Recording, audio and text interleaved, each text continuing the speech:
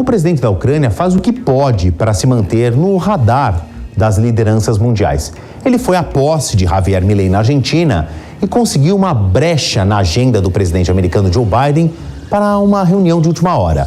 A guerra dele contra a Rússia está perdendo apoio e sem financiamento, a vitória de Vladimir Putin fica cada vez mais iminente. A guerra no Oriente Médio ligou o sinal de alerta na Ucrânia. O conflito iniciado pela invasão da Rússia está perto de completar 2 anos. Em 2023, potências ocidentais forneceram ao presidente Volodymyr Zelensky equipamentos fundamentais para conter o avanço do inimigo, como caças F-16, tanque Abrams e Leopard, além de munições de fragmentação e urânio empobrecido. Só que questões internas dos países aliados à Ucrânia foram esvaziando o apoio. Apesar da ajuda militar, a contraofensiva ucraniana de meados deste ano fracassou diante da solidez das linhas de defesa russas. O principal comando militar da Ucrânia já admitiu que os combates chegaram a um impasse. À medida que o inverno fica mais gelado, Kiev teme uma nova campanha massiva de bombardeios russos contra infraestruturas energéticas, uma situação semelhante a dezembro de 2022, quando milhões de pessoas ficaram sem eletricidade em meio a uma onda de frio. A guerra entre Rússia e Ucrânia vive um momento de estagnação, meses depois da morte do líder do grupo Wagner em um acidente aéreo controverso, que ocorreu justamente depois de uma rebelião frustrada liderada por ele contra o Kremlin.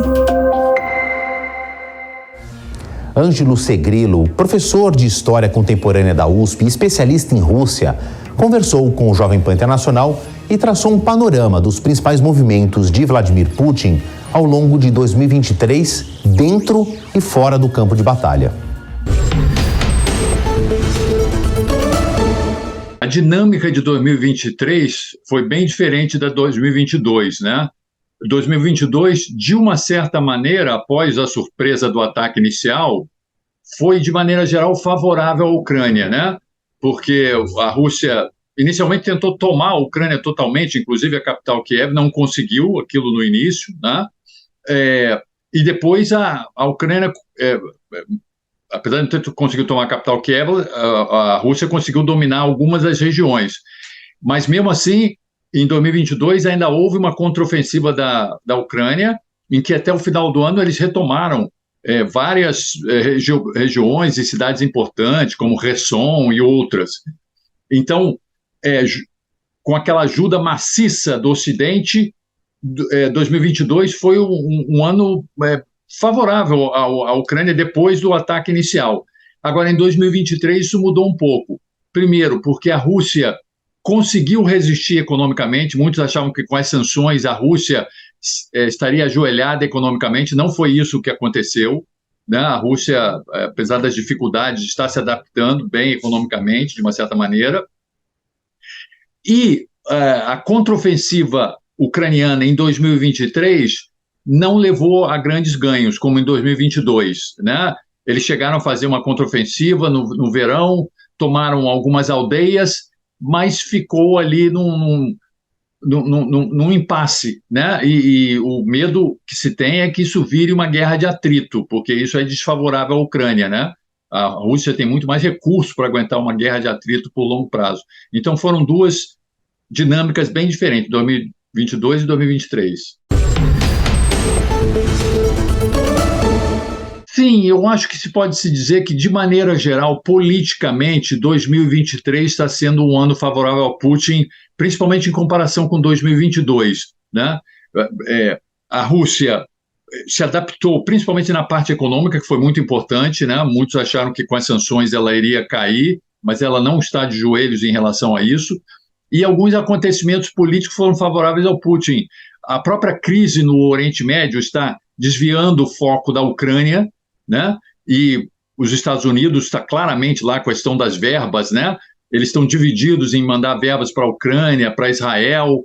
Então, isso aí é um problema. O Putin tem conseguido manter sob controle os seus inimigos internos, vamos dizer assim. O Alexei Navalny está na prisão.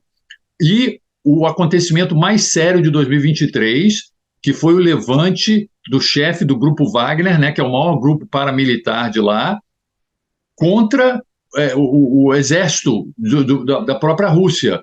Isso foi um susto a todos, né, na Rússia, uma ameaça muito grande de dividir o país, e o que o Putin mais ou menos conseguiu controlar rapidamente, né? Em 2 dias ele conseguiu controlar aquilo, e depois o Prigozhin teve aquele acidente, né? Que não sabemos se foi bem um acidente, se foi um atentado. Então ele conseguiu controlar esse levante. Então, assim, de maneira geral, então foi favorável, mas esse tipo de acontecimento, tipo o levante do grupo Wagner e do Prigozhin, mostra que, na verdade, o controle do Putin não é tão total assim. Existem coisas borbulhando subterraneamente que podem irromper a qualquer momento.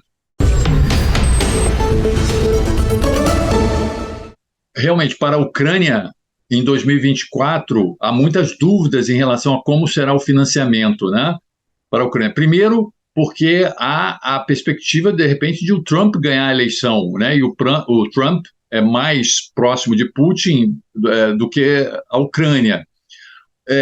E também o fato de que, com a crise no Oriente Médio, os Estados Unidos vão também ter que gastar muito dinheiro com Israel.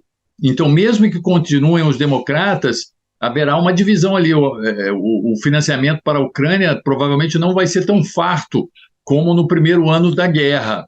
Então, a Ucrânia terá problemas de financiamento, provavelmente, mesmo no melhor dos cenários, né? Porque esses diversos fatores podem confluir de diversas direções e provavelmente vão fazer certamente com que o financiamento para a Ucrânia, vindo dos Estados Unidos, não seja tão farto quanto foi no ano inicial de 2022 da guerra.